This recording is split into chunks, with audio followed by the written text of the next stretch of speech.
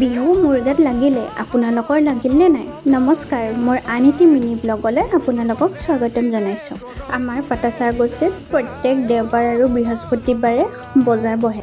ময়ো বজাৰ কৰিম বুলিয়ে আহিলোঁ। পাচলি, মাংস, মছলা সকলোখিনি কিনিলোঁ আৰু বজাৰৰ পৰা আহি তৰমুজ খাব লৈছোঁ। আমি ভাত খাই উঠিছিলোঁহে, আলহী আহি গ'ল। আলহীয়ে আকৌ ভাত নাখায় বোলে।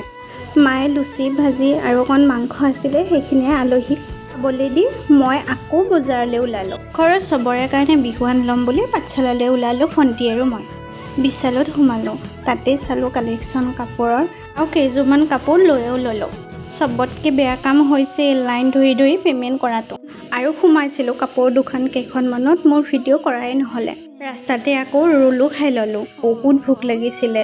আৰু এইখন দোকানৰ পৰা সেইখন দোকান, সেইখন দোকানৰ পৰা সেইখন দোকান কৰোঁতে আমাৰ বহুত দেৰি হৈ গৈছিলে।